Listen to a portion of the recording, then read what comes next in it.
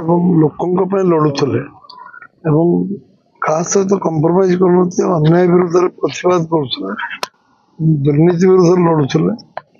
ସେଭଳି ଜଣେ ଲୋକ ଯୋଉ ଯୋଜନାବଦ୍ଧ ଭାବରେ କରାହେଇଛି ବୋଲି ଯାହା ଅନୁମାନ ଆମେ କରିଛୁ ଏବଂ ତାକୁ ଦୃଢ କାର୍ଯ୍ୟାନୁଷ୍ଠାନ ହେବ। ଆମ ସରକାର ସମୟରେ କୌଣସି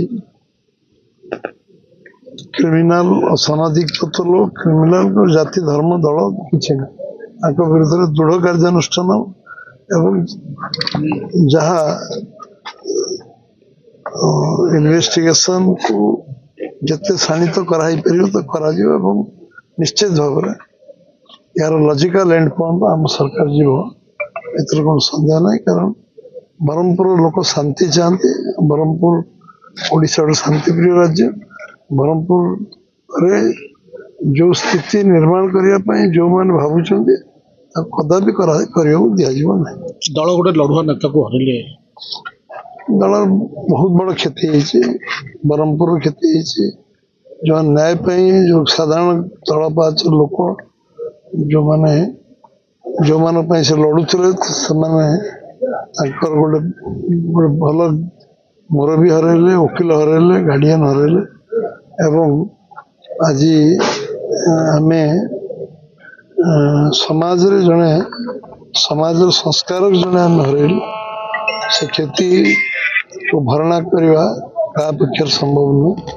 ତାଙ୍କ ସ୍ପିୟରରେ ସେ ଯେତିକି କାର୍ଯ୍ୟ କରୁଥିଲେ, ଯେତିକି ନିଶ୍ଚିତ ଭାବରେ ଲୋକ ସବୁଦିନ ତାଙ୍କୁ ମନେ ରଖିବେ।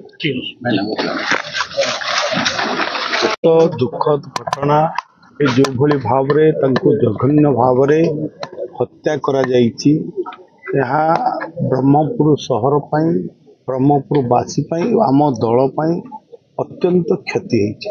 କାହିଁକିନା ସେ ଜଣେ ଭଲ ଆଡଭୋକେଟ ମଧ୍ୟ ଥିଲେ, ରାଜନେତା ଥିଲେ ଏବଂ ସମାଜ ସଂସ୍କାରକ ଥିଲେ ଏବଂ ଅନ୍ୟାୟ ବିରୁଦ୍ଧରେ ସବୁବେଳେ ସ୍ୱର ଉତ୍ତୋଳନ କରୁଥିଲେ, ଯୋଉଟା କି ଆଜି ତାଙ୍କୁ ଯୋଉଭଳି ଭାବରେ ଯେଉଁମାନେ